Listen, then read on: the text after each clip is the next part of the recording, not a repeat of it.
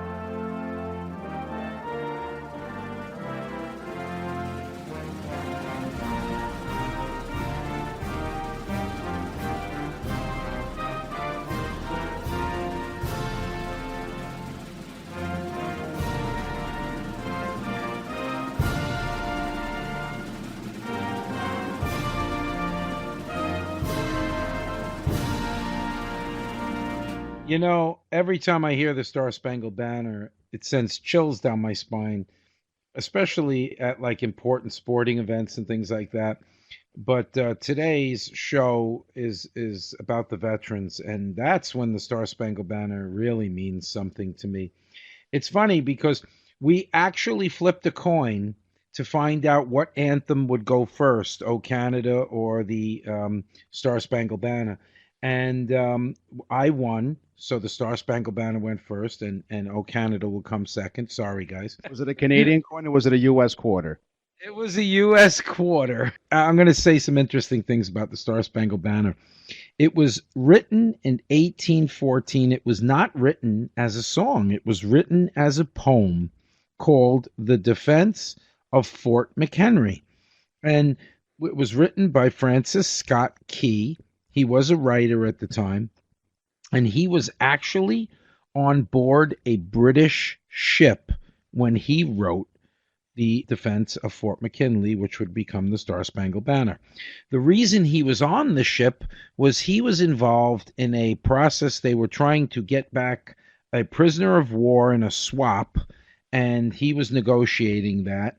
And he got everything done, and he got this doctor back in the prisoner swap. And the British said, you can't go back right now because we're about to bombard Fort McHenry in the Chesapeake Bay, and we can't bring you over there because you might get killed. So stick around until after the battle. I guess they had rules of engagement then that they followed pretty well. And so he was on board the ship, and the shelling begins, and Fort McHenry is under fire. And it goes well into the night, and he's standing there with another person that was involved in the prisoner swap, and he's saying, "My God, look at this! I mean, the rockets firing over, and they don't know whether Fort McHenry has fallen. They're not sure." until the morning when the sun comes up and they see the flag. And it so inspired him to see the flag that he wrote the poem, The Defense of Fort McKinley. It would become not the national anthem. In 1889, it would become matched up to a song and be used by the U.S. Navy as one of their songs. And then Woodrow Wilson said, wow, I really like that. And in 1916, he said we should make this the national anthem. It doesn't happen until March 3rd, 1931, when Herbert Hoover signs it in as the actual national anthem of the United States. The flag that inspired the song was made by a woman, Mary Young Pickergill. Mary Young Pickergill was a seamstress, and she was given the task to make the flag for the fort. It was to be 30 feet by 42 feet, rather large flag. The cost of the flag was $405.90, staggering number for that time. That was a lot of money. Flags really meant something. So, they spent $405 on that flag. It was 30 feet again by 42, so very visible from the ship. The anthem was written while aboard the ship, and Francis Scott Key never had any idea that he was writing the national anthem for the country that he loved so much. But it's such a fitting song, and it really does make me feel great to be an American. Funny enough, playing at sport events, the national anthem was not played at sport events originally on. It was a national anthem. But during a 1918 Chicago Cubs game that was very boring, during the 7th inning, the announcer decided we got to do something to rile up the crowd, so they played the national anthem. It caught on, and from that point on, they played the national anthem before every game, which I love. By the way, that was in 1918, as you said, during the 1918 World Series at Wrigley Field. The Red Sox were playing the Cubs. They were leading 1-0 in the middle of the 7th inning, and that's when the military band unexpectedly broke into the rousing numbers. So the Cubs were losing. It's just amazing how these things happen through history, They are. And now, without further ado, O Canada. Here is the band of the Royal Regiment of Canada playing your national anthem, O Canada.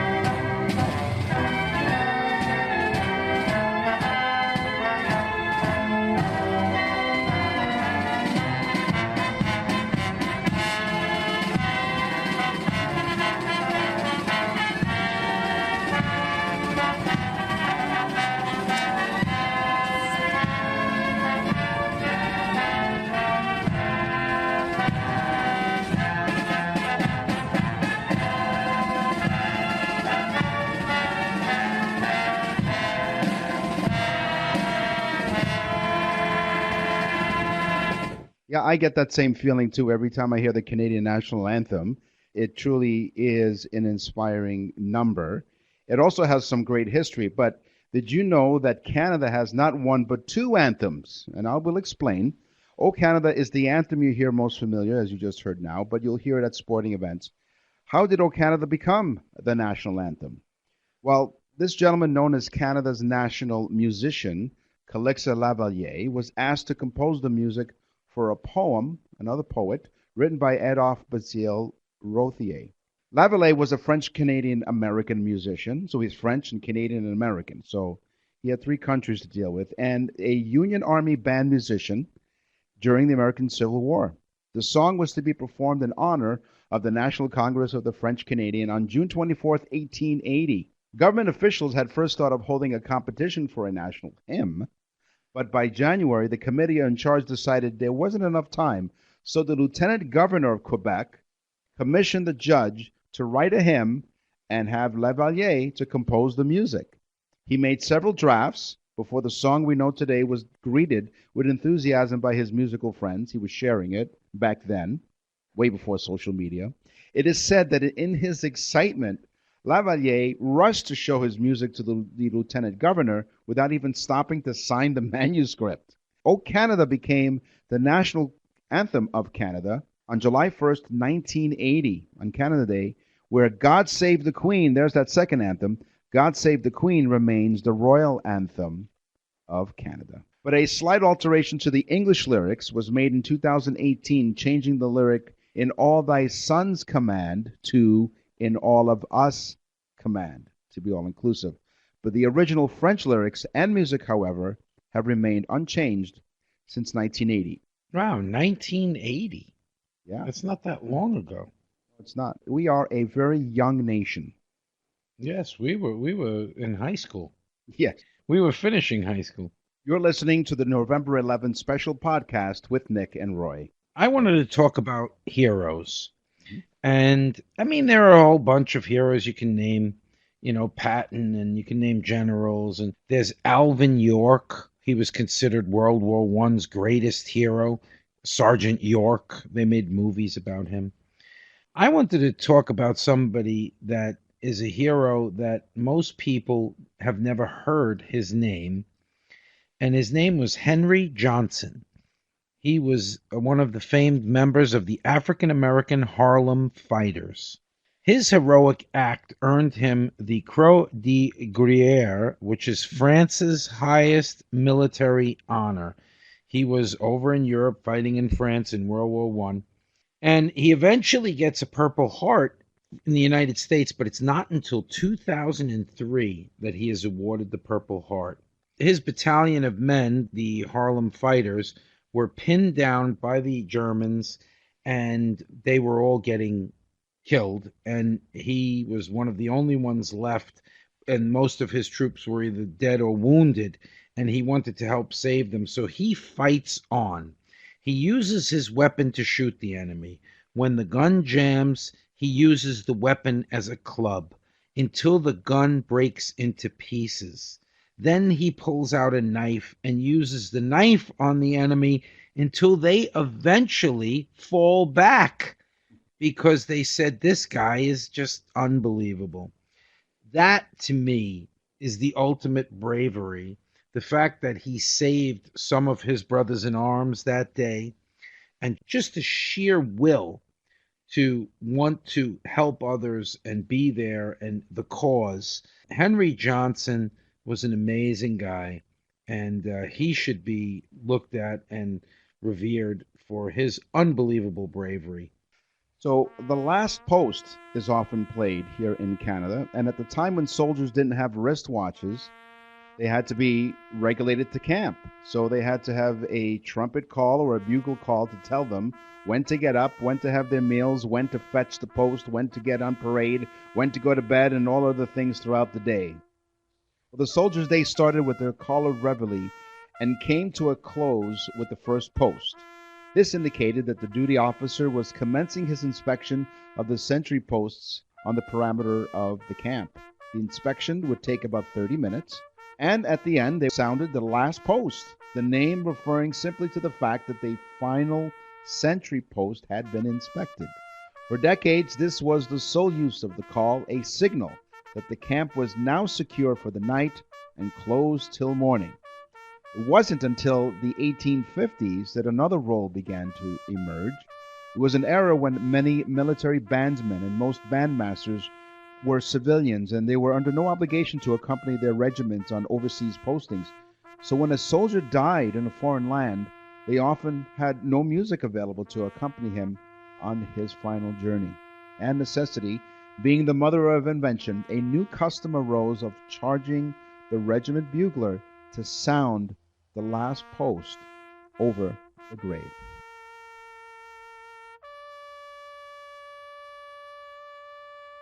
The tune of taps that they play is a variation of an earlier bugle call known as the Scott Tattoo, which was used in the United States from 1835 to 1860, and it was arranged in its present form by Union Army Brigadier General Daniel Butterfield, and he was an American Civil War general. In July 1862, it was played for the first time at Harrison's Landing in Virginia, and within 9 months it was adopted by both the Union and the Confederate forces. In 1891, taps became a standard component of U.S. military funerals.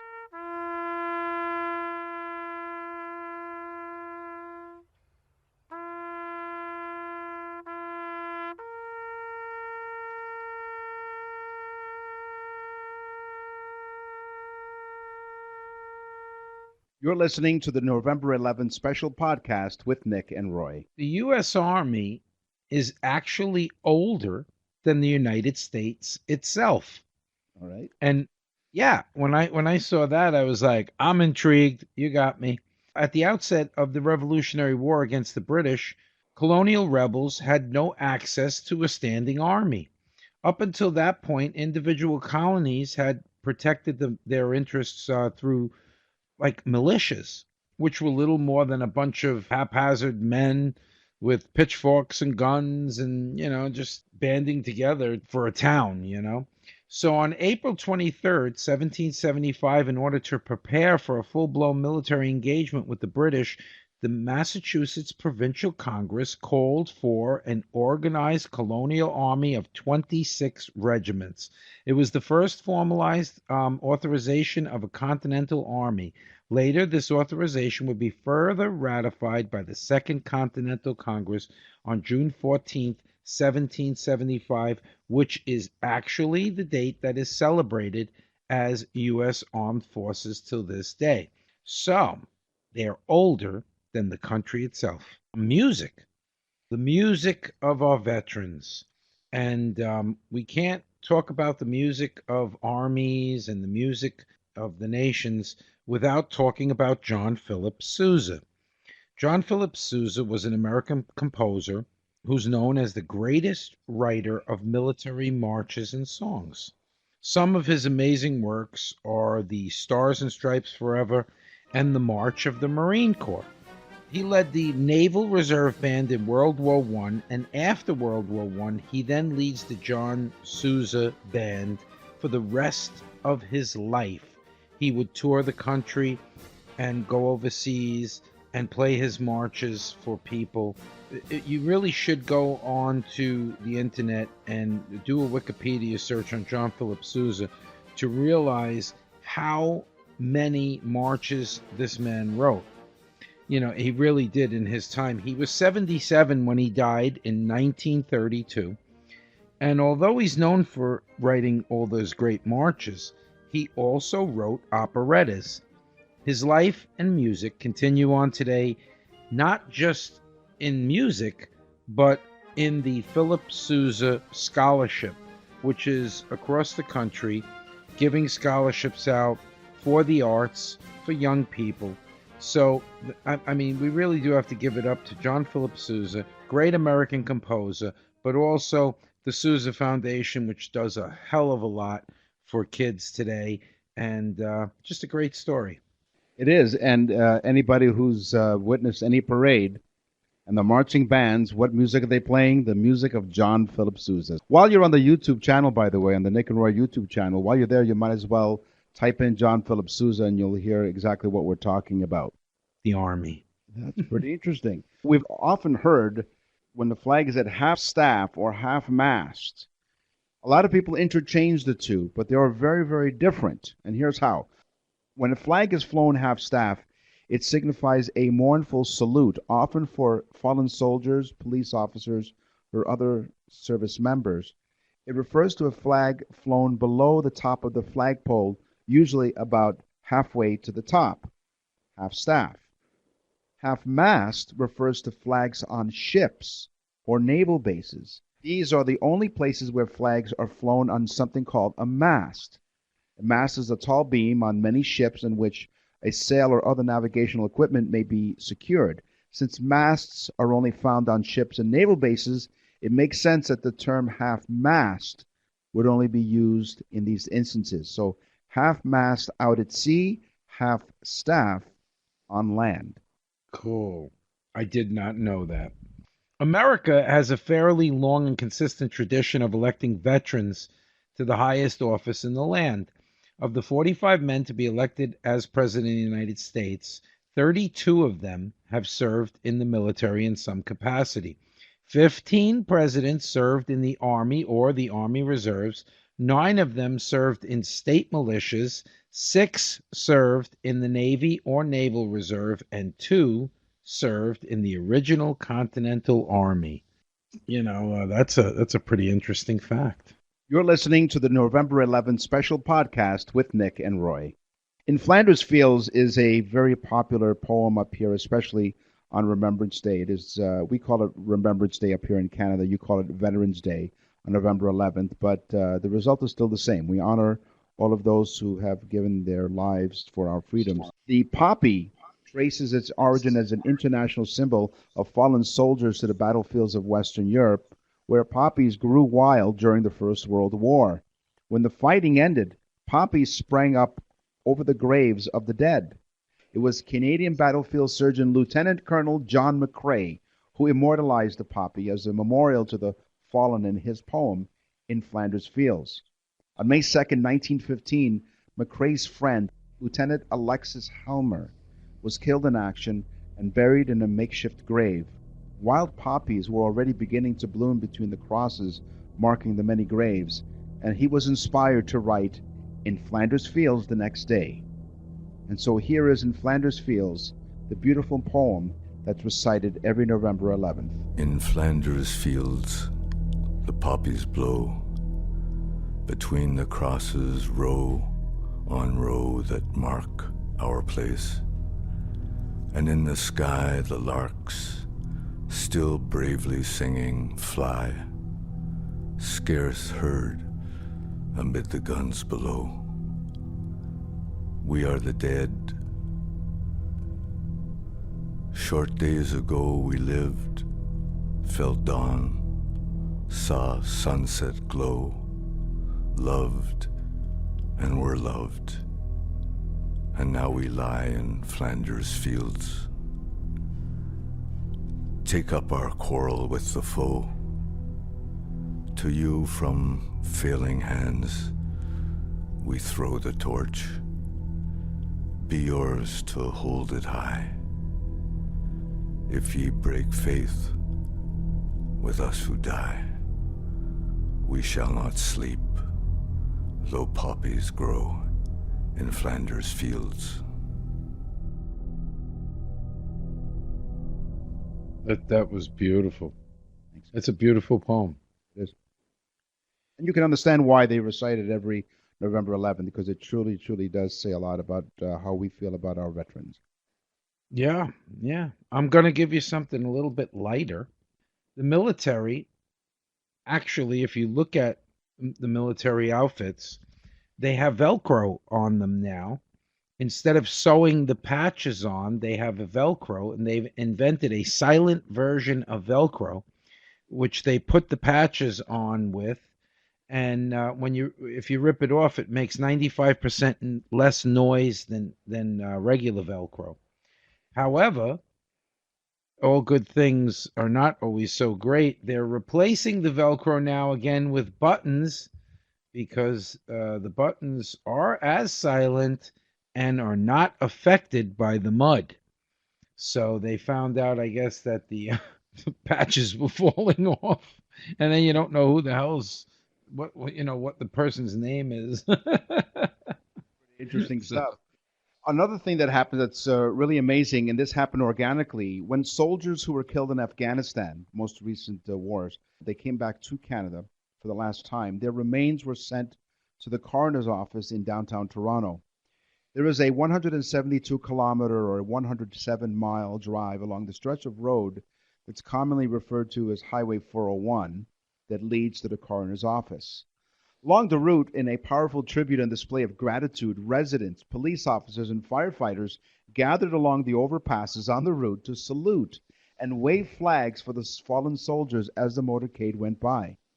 In 2007, that stretch of road was renamed the Highway of Heroes. A very good friend of mine and someone that I work with, a colleague, He's a Toronto songwriter, Bob Reed. He penned a tribute to the Highway of Heroes. Anytime another falls, we will gather here in any kind of weather, any time of year, watching for the headlights down the 401.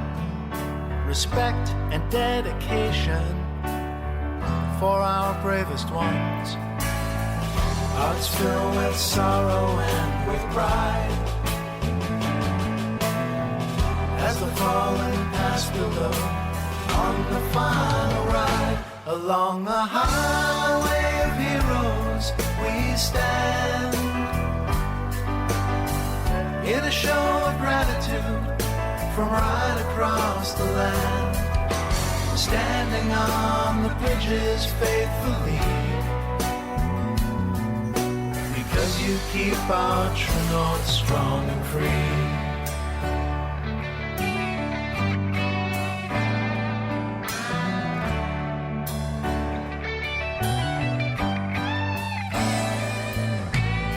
Soccer moms, firefighters, Legion members too, school kids and teachers, folks like me and you, standing at attention with the maple leaf held high, a grassroots benediction for the ones who died. You're all our daughters, all our sons, make us proud Canadians. Along the highway of heroes we stand in a show of gratitude from right across the land, standing on the bridges faithfully, because you keep our true north strong and free.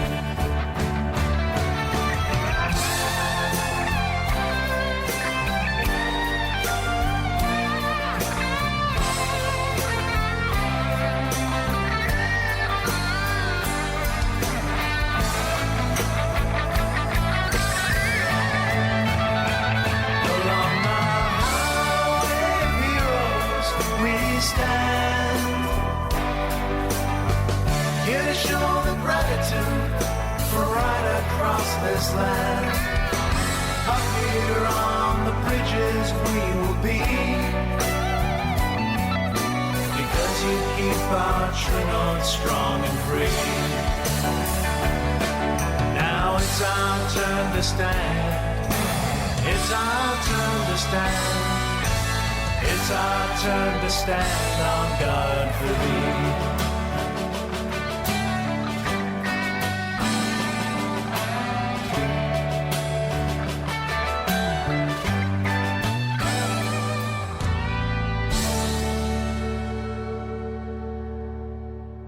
So there are two songs that Bob Reed wrote. That was one of them, and we'll play the other one as we end the show today. But check out the website, soldiersongs.ca. Soldiersongs.ca. You'll be able to get your copy, purchase a copy of those two songs, and a share of the sale of proceeds from both songs will go to support the Wounded Warriors Organization, which is a registered charity that provides critically important help for injured veterans. You can go to woundedwarriors.ca or again, soldiersongs.ca. They do a lot of great work. Yeah, it's amazing. That's a beautiful song, too, and it's amazing how something it happened so organically that people came out, and again, you see something like that, it's so inspiring that you write a beautiful song about it. Yeah, that's beautiful. Armed Forces Day. The Army, the Navy, the Air Force, Marines, and Coast Guard all had separate armed forces days for their branch of the military. May 20th, 1950 became Armed Forces Day, and it replaced all the separated ones and became the one day. So the Armed Forces Day was created on August of 1949 and then first observed May 20th of 1950, except for one problem. The National Guard and Reserve units have unique training schedules. They're not always together. They may be together the third week of a month or the second week or so on. So they are the only branch of the armed forces that is allowed to celebrate Armed Forces Day at their own convenience anytime during the month of May. I thought that was cool. That was pretty cool. So, do you remember in high school we sang in the senior chorus? You and I, Roy, we sang the Battle Hymn of the Republic. Mm-hmm. That was a great, inspiring song, and of course, music is a big part of November 11 tributes and celebrations. While the tune existed as a simple hymn in the early 1800s, it came together during the Civil War as a song called John Brown's Body. Now, it wasn't a political statement, but more of an inside joke. Soldiers of the 2nd Infantry Battalion of the Massachusetts Militia put words to the popular tune about their buddy, Sergeant John Brown, who bore the same name as the infamous abolitionist. John Brown of Massachusetts couldn't catch a break. His friends sang it as they marched to battle for the Union. John Brown's body lies a moldering in the grave. His soul is marching on. So it is no surprise then that the song became the unofficial anthem of the Civil War. There's a poet, here's another poet. A lot of poetry is really important in celebrations of November 11th in both of our country's history, but poet Julia Ward Howe, after hearing soldiers along the East Coast sing John Brown's Body, put pen to paper and dashing down new lines, new lyrics. The result? What we know today, the Battle Hymn of the Republic.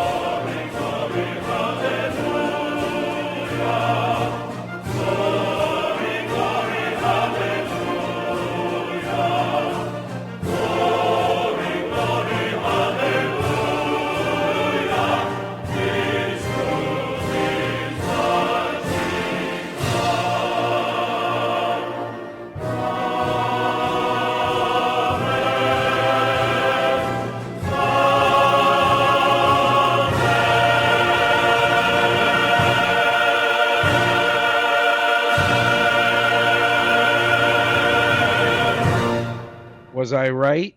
I mean, isn't that an amazing song? It is. I couldn't help it. I actually stood up when I heard the song, and I started to sing too. The same song that we sang, like I said, in high school. I still remember how we sang the parts. It was amazing, inspiring Truth song. is marching, truth is marching. It's such a great song, though. It really is. It's a great song. So as of 2017, there are 1.4 million personnel on active duty for the U.S. Armed Forces. 1.4 million. That also goes along with another 800,000 on reserve for a grand total of 2.2 million soldiers in the United States Army. You talk about an army, that's an army. That is larger than the population of most small countries. So when you hear about the absolute crazy costs of clothing and feeding and housing of troops, I think you begin to understand 2.2 million soldiers. But you don't mess with that. Every November 11th, wreaths are placed on cenotaphs across the country. It is a monument erected to honor the dead whose bodies lie elsewhere, especially members of the armed forces who died in battle, like a sailor who went down with his or her ship. A monument is a structure built for commemorative or symbolic reasons or as a memorial, a commemoration. Modern times, they have become one and the same thing. A cenotaph is a type of war memorial, but they're still slightly different. The word cenotaph derives from the Greek kenos, meaning empty, and taphos, meaning tomb. You're listening to the November 11th special podcast with Nick and Roy. Everyone knows that the largest retailer in the world is Walmart. They are also the largest employer in the world. Do you know who the second largest employer is? No. 2.2 million soldiers.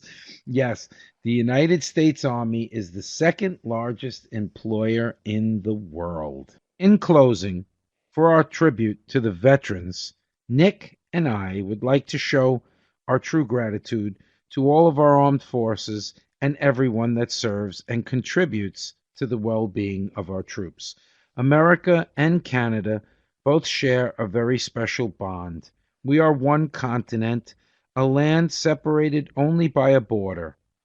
And though we do have country lines, when one of us is attacked or threatened, we act together. We are truly brothers and sisters. We are one amazing force of freedom to the world. We have fought next to each other, shoulder to shoulder, in most of the great conflicts. Our country's bravest have shed their blood on foreign shores for a common cause, freedom, not just as a footnote or a word, but as a working dream. The freedom that we share, the freedom that make our two countries shining beacons of success and compassion. We owe much to our brave armed forces and must never forget their sacrifice or the bond that unites our two great countries towards a noble common cause. God bless the men and women of our armed forces. I'm Nick. And I'm Roy. And thanks for listening to November 11th special podcast. We'll be back next week with our usual podcast of totally useless information. As we sign off today, let's always remember the sacrifices that the men and women of the United States and Canada made to ensure our freedom. We leave you with another song written by Bob Reed. It is a celebratory welcome home to the brave men and women who served in Afghanistan and other wars. Dedicated to the military personnel from all nations, here is Soldier, Welcome Home. It's a special kind of man and woman who understands freedom is a gift, but it's not free. They're the ones who sacrifice, do the duty, pay the price of a safer world and peace for you and me. Now there's such a welcome sight for us to see. Welcome home, welcome home. The battle's all behind you. a world away. We were behind you every day. And with grateful hearts, we're so glad to say, soldier, welcome home.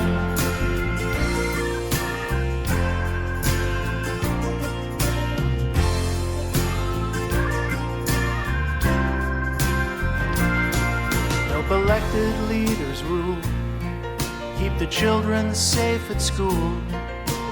Things we take for granted every day. But that's the mission, that's the call. And you answered standing tall. In a distant land, you forged a better way. Now it feels so good to finally get to say, welcome home, welcome home. The battle's all behind you, welcome home. Though a half a world away, we've been behind you every day. And with grateful hearts, we're so glad to say, soldier, welcome home. Together we remember every fallen one, the heroes we think of every day. They laid down their lives beneath the blazing sun, and now among the stars they help to guide the way. It's a special kind of man and woman who understands. Freedom is a gift, but it ain't free. They're the ones who sacrificed, did the duty, paid the price of a safer world and peace for you and me. Heroes in our hearts you'll always be. Welcome home, welcome home. The battle's all behind you, welcome home. Though a half a world away, we were behind you every day. And with grateful hearts, we're so glad to say, soldier, welcome home. Stand down, dismissed, rest easy now. Soldier, welcome